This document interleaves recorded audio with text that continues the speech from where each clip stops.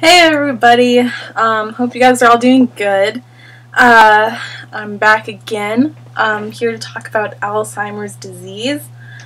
And one thing I wanted to talk about in today's episode was, I read this book, and it's called Beating Alzheimer's by Tom Warren.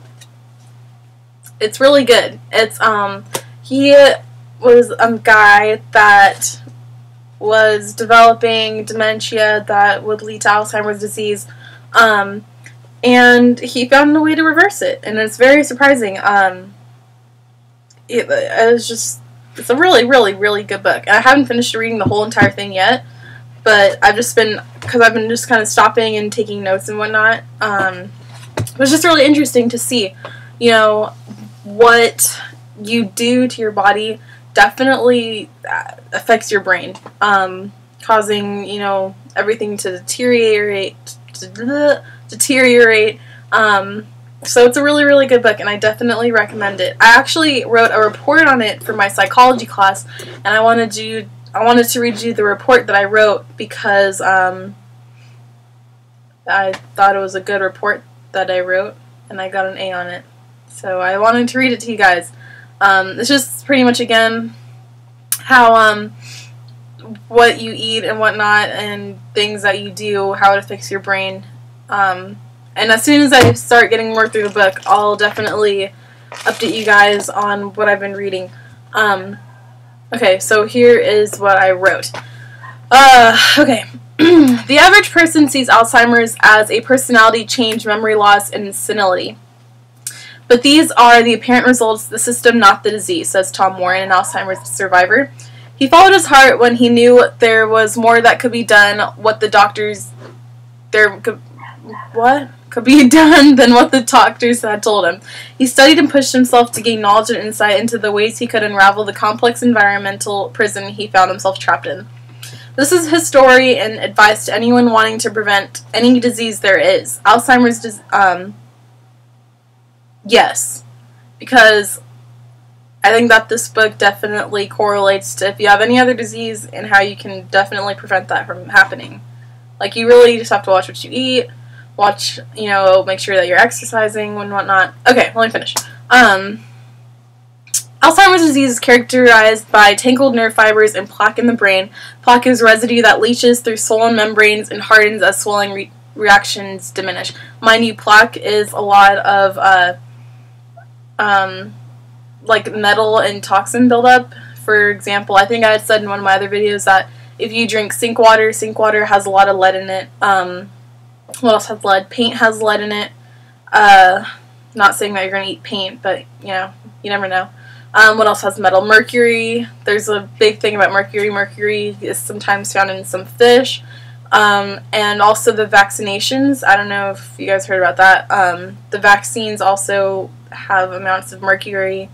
That's why you have to be careful when you're getting vaccinations, because they've got mercury, and that just goes right up to your head. Okay, so plaque is residue that leaches through swollen membranes and hardens as the swelling reaction diminishes. The swelling is actually caused by allergic reactions to an antigen, which in turn releases microglia that attempts to fight off the allergen, causing the brain to swell. It kind of just makes sense. It just does.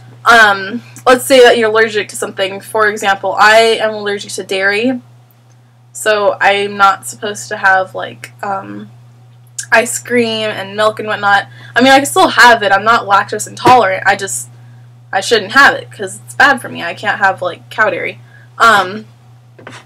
This is kind of just my research, mind you, of just what I think kind of causes the brain to deteriorate, and what I read from his book that shows, what I think happened, or what he thinks happens too. Okay, so, which in turn releases microglia that attempts to fight off the allergen, causing the brain to swell. So yes, environmental factors may be a subject in this disease. Many people come to think that Alzheimer's is a hereditary disease, but Warren studies show that foreign objects like allergies and particularly metals that enter the brains and attack the weakest gene. The defective gene, which is hereditary, brings on symptoms of Alzheimer's. Aha! Did you know that silver fillings that contain the metal mercury is a deadly toxin? What did I tell you? This metal, along with lead, can be found in water fountains or faucets that enter the brain and cause a lot of harm. You can be diagnosed with this disease at any time. Warren was diagnosed when he was in 3rd grade after suffering a severe head injury. But, as Warren has found, there are preventions to this terrible disease. One thing for sure is to eat well, drink water, and take supplements or vitamins. These can be found in any fruits, vegetables, or any grocery store. You should also maintain a balance of good proteins and fatty acids, which you can find in nuts and fish oil, sorry. With this diet comes plenty of exercise that increase oxygen to the brain. That's why it's really important for me and like my mom to make sure that we are always taking my grandma out on walks, because it definitely, whatever you're exercising, it definitely lets oxygen get to the brain. And who doesn't want oxygen to their brain? You want to get sick? No. Okay, anyways. With this diet comes plenty of exercise and increased oxygen to the brain. Tom Warren says in his book, but you must not stray. You must stick to your diet and vitamin therapy and stay away from allergens, or you will slip back into Alzheimer's, possibly beyond help. The lifestyle changes we're talking about are lifelong, but they are also life-living. He was able to defeat one of the most tragic diseases of all time. He had to choose either to do things that are good for the body, improving his health, or refuse to make the necessary changes to relieve stress, improve his diet, and rebuild his body, and continue in the stagnation and decline of his health. So, there are definitely many factors that I think come to cause Alzheimer's disease.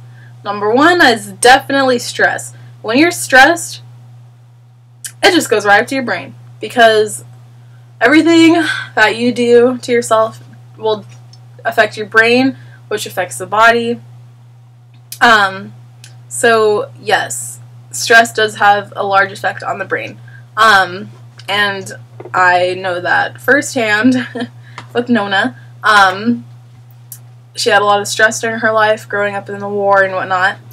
So that definitely had an effect. As far as like the hereditary thing goes, yeah, I mean, maybe, but no one else in Nona's family has had it. So I don't know about that.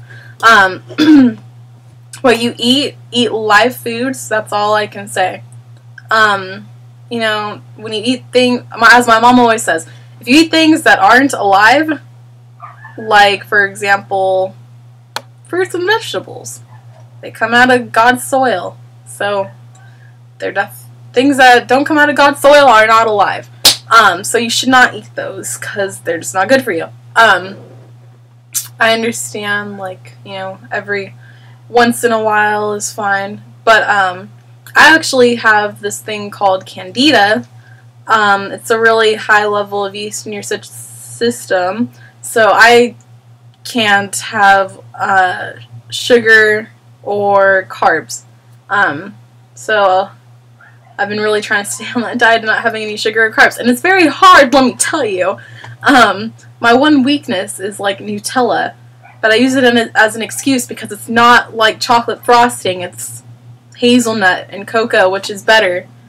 But it's still so bad for me. Oh my gosh. Okay, so anyways. So yeah, so just make sure that you eat your fruits and vegetables. Exercise is very, very, very important. I always try to take Nona out a lot to get her, you know, moving and getting that oxygen through her blood, which will be circulated to the brain and whatnot.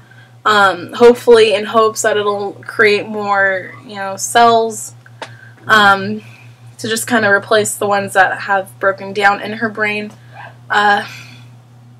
What else? The stress, the eating right, exercising. I think that's pretty much it. Oh, and the toxins. Definitely research what toxins and metals to stay away from, because that really does have an effect. As I said, and as it's been stated in Tom Warren's book, mercury and lead really has a large effect. So just make sure that you're doing the right things. So basically that's what I've researched a lot on in this book. This book is really interesting, and what I love is that actually there's like, I don't know what to call it. There's a table, and it has all the different vitamins and what they do and like what it does, and I absolutely love that. So I've been copying it down and just reading it and researching them.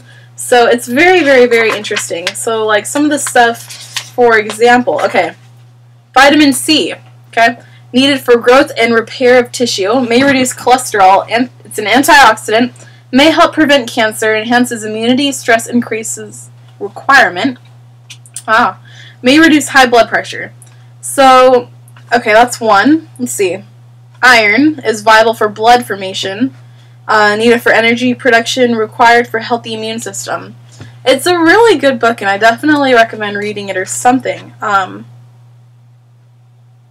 Yeah, sorry.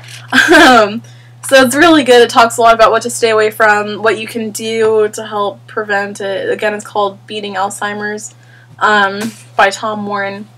I really like it. It's a good book. It's my mom's book, and I have yet to give it back to her, so I'll definitely give that back to her when I'm done reading it, eventually. Anyways, I hope you guys have a great week and a great weekend. Again, you know, let me know what you guys think of the bracelet idea. I still really, really want to do it. I think it'd be totally awesome. So I'm gonna make a little jar, and hopefully whatever is donated, I could just put in that jar, and I have yet to get in contact with, you know, Holmes or the Alzheimer's Association in regards to how I can get some money to them, to help them, because I can only, you know, I don't know, whatever. Okay, well, that's my update on Alzheimer's, so I'll get back to you guys soon. Alright, bye!